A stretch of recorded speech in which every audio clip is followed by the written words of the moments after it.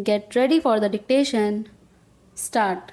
Madam Deputy Chairman, I welcome this opportunity to make a few observations during the discussion on the finance bill. At this stage, therefore, it is better to use this opportunity to make a survey of the economic situation and find out what the present condition of the people is, whether they are satisfied, and if they are not satisfied, what the reasons are. I feel this responsibility is greater today when the American aid is likely to be reduced, and therefore we have got to stand more on our own legs. When the plan was set forth, there were three sources from which we hoped to get finance for the plan, namely our own resources from the revenues, loans within the country through savings, and thirdly, foreign help. The latter we need not discuss here.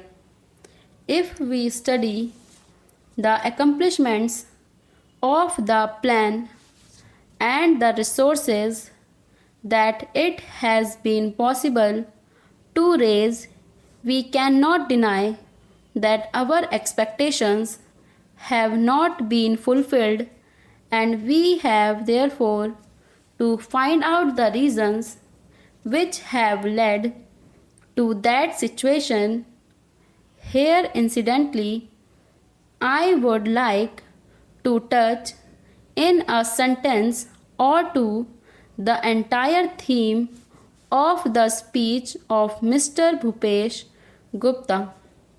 It is very easy to say this should be done or this could have been done from the opposition point of view.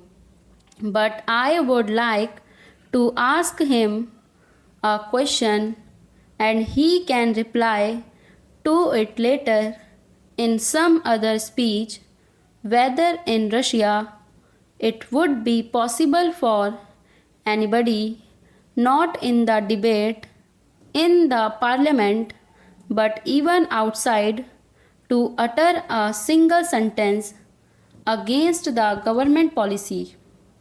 In our democratic setup, we have allowed the people to criticize government policies. Even as Congress people, we are free to criticize the policies of the government, but the point is whether the doubts raised in the minds of the public by the people in the opposition who show their loyalty to a different setup would be conducive to create the enthusiasm that is necessary and the inspiration that is necessary to give their very best to fulfill the targets of the plan. This planned economy is really not a thing that will go successfully hand in hand with a democratic setup unless some other things are there, and they are the inculcation of a national spirit, giving of proper national education to develop a national outlook. Unless these things are done as they are in other countries like England, unless that type of spirit is created in the country by all the people of all types of views, not being allowed to create differences and doubts, in the minds of the people, we cannot, in a democratic setup, have the success which we want, and we cannot fulfill our promises to the people.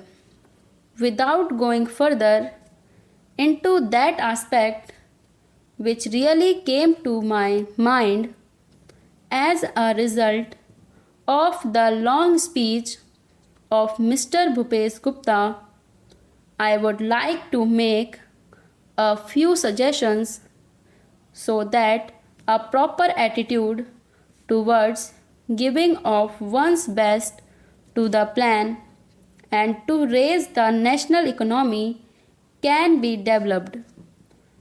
I would like to make 3 or 4 points.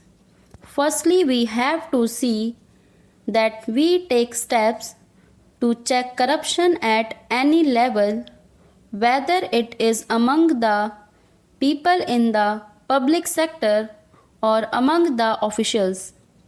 Then we have also to see that we give a proper type of education, rouse a proper spirit of service.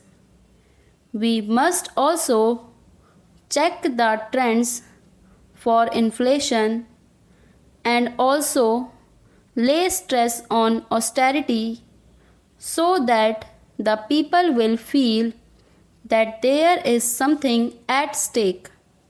I would not like to take much time of the house.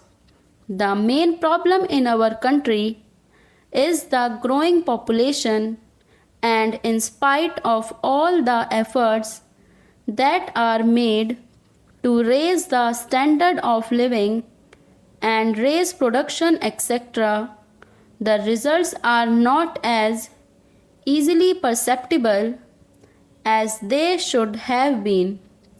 That is a separate problem by itself, but in spite of that, it is possible for the government to show better results if the government were to undertake immediately and see that some of the promises that are made, the acts that are passed, and the plans that are drawn up are properly implemented. I have been seeing this lacuna in the present position. Now, the government have started a new ministry called the Coordination Ministry. It was very necessary because the plans of the different ministries sometimes were likely to go contrary to each other's aims. I do not want to go into details. For instance, take the question of the promotion of export.